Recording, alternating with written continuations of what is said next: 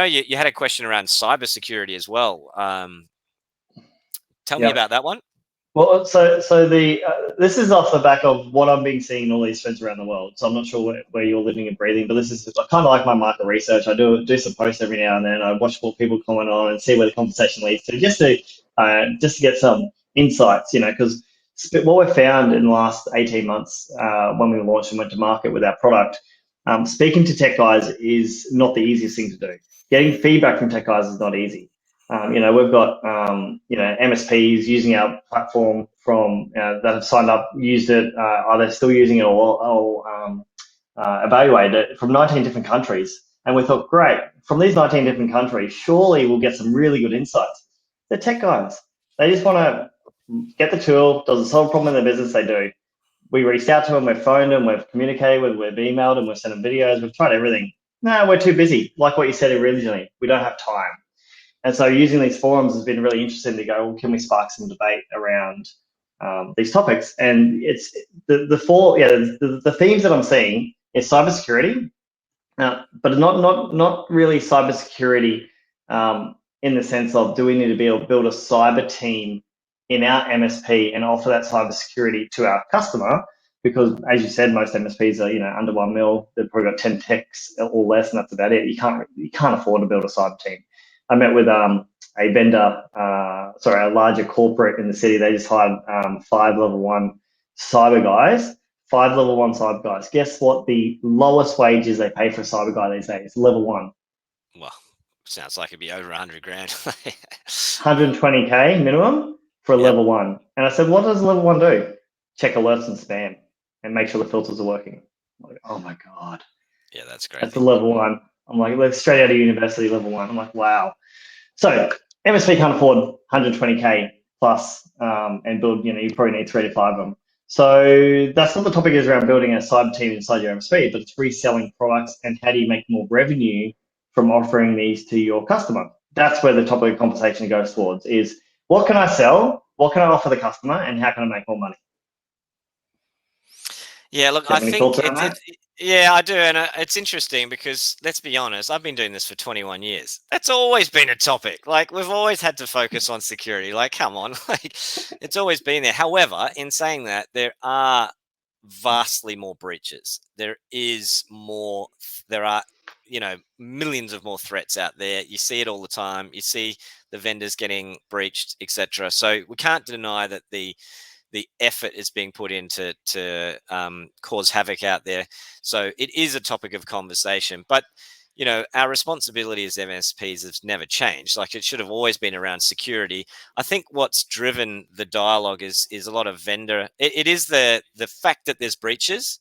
It's the media associated to that. And then it's the vendors pushing really hard on their solutions and trying. And then you even see like sales coaching and all this sort of thing, trying to use security, which is a fair enough strategy, as an arrowhead, like a way to get into a client and have a chat and maybe land and expand and that type of thing. So it's that's where it's coming from. But as an MSP owner, I sit back and I look at our business model and I look at what the most profitable line item is. And I've said this millions of times before, but I'll say it as millions of times more because it's so important, is that that's not how you build an MSP that's profitable. How you build an MSP that's profitable is signing up new clients. And that the support fee that you charge per month to manage them is the most profitable annuity line item you can, because it's fundamentally charging for time. So of course it is the most profitable, but everything else you sell is like at 10, 20, 30 points margin. So how do you, if your revenues, think about it, if your revenues $1 million and you're selling $1 million worth of stuff, that's only 100 grand, 200 grand margin. It's like a couple of staff. And even then that's a bit of a struggle. You got all these other costs. So it's not very profitable if you build your MSP that way. So whilst the dialogue's there, I think you absolutely need to have a security mindset. You need to deal with that in the way that you present services at some point in time. But the philosophy of growth shouldn't be centered just on security. There's millions of other things clients need as well. Collaboration, for one thing, and, work from home requirements, all these other things. What's their internet look like to handle all these SaaS products? Do they have redundant internet connections? What's the firewall doing? I mean, there's lots of things there. So I don't know. I think it's an interesting topic, and that's an example of something that gets spoken about a lot because technical people love to talk about technical things and Technical the way things, in yeah. which they can solve them. What I actually think needs to happen Mm. is there's got to be more ownership from those MSP owners to drive where they want their business to go. So one of the observations I've seen is that a lot of MSP owners with new tech and innovation, because we're having those conversations with MSPs, both of us, is they'll say, "This sounds interesting. Let me defer to the team and get their opinion." Now, let's use customer experience as an example. Hmm. I don't think I've really met any engineer in 21 years that would hand on heart say, "I'm really passionate about customer experience." So if you as the owner is trying to be innovative and trying to be forward thinking, and Hmm. customer experience, for example, is one of those things, and then you go and present customer experience to try and see whether they like it or not to someone that doesn't give a shit about customer experience, what do you think the answer is going to be? All right.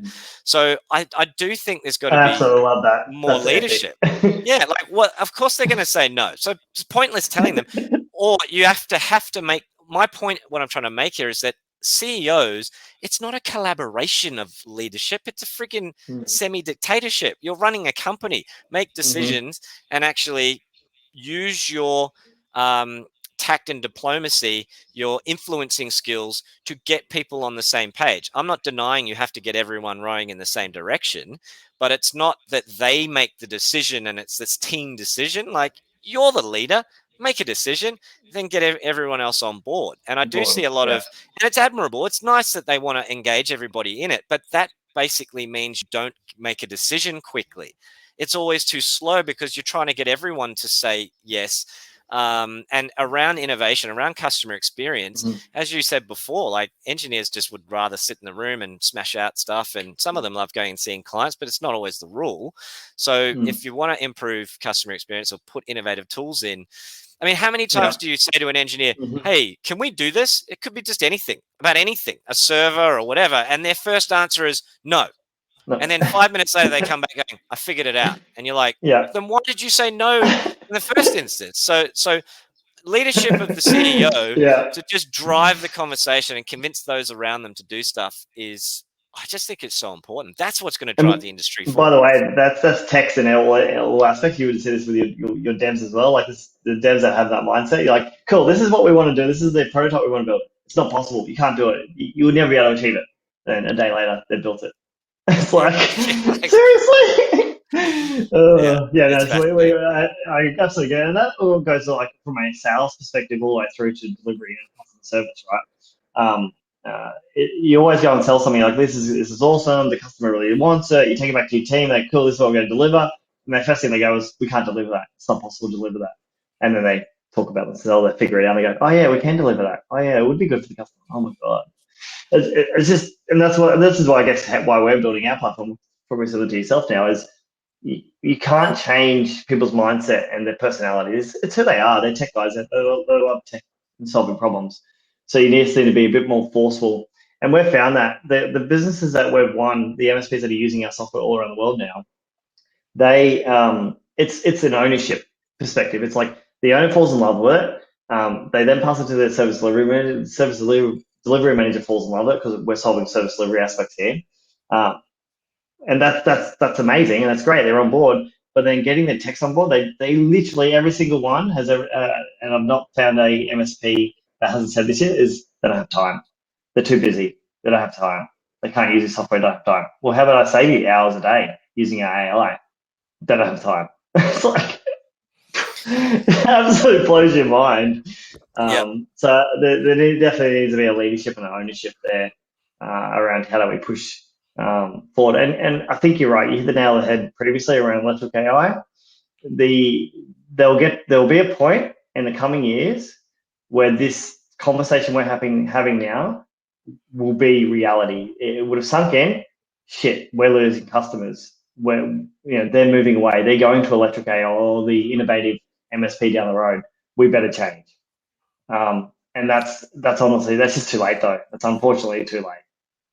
Yeah, I think you're right. I think, look, of course it's going to change. I mean, just statistically, the number one method, like, there's a great report I found from Fresh Service around the channels in which people log support requests and the percentage of them. And 70% of all tickets coming through Freshservice are still email. I mean, when there's an app for everything, it doesn't make any sense, because ultimately email never gives you the correct information. So there's some basic things that we can do to just really go to the next level. And bearing in mind the consumer experience of the people that we're supporting, it can't stay that way forever. It just literally can't, because you and I, well, I'm probably a bit older than you, but we're probably still representative of the younger side of our industry. Like there's a lot of older business owners, and if you think about I mean, I'm 44, and that's not that young. I used to think I was young. Now I'm clearly not. But the people that we're supporting in that 20 to sort of 35 age bracket, they're going to get older, and then there's got this next sort of generation. What do they call it? Like, kids born on the internet or just with a bloody screen in their face. Like, what do you think their expectation's going to be of IT Yeah. support? Yeah. So, and that's rapidly changing. So, we're seeing a lot with our live chat technology where customers, not the MSP, are dragging the MSP along with the experience they want. Oh, my customer said they'd prefer to sort of live chat. Like, it's because half their team's probably 25 years old and they don't want to speak to anybody. They're just used to chatting to their mates, even if their mate's standing right next to them. Like, so these things are already happening. We're seeing it, and I agree with you. I think it'll accelerate, and the good news for these MSPs, we're there when they're ready with the new tech. But what's the damage in the meantime? Yeah, absolutely.